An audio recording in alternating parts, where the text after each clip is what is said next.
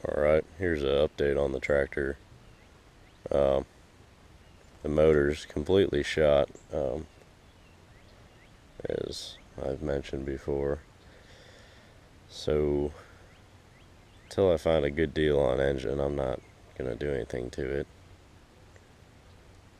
I would probably sell it. I do really like these tractors, but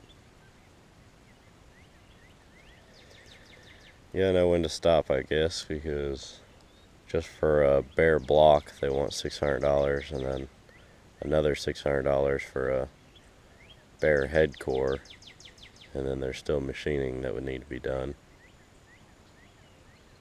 And that's just more money than I want to put in it right now. This is my 1950 Lincoln.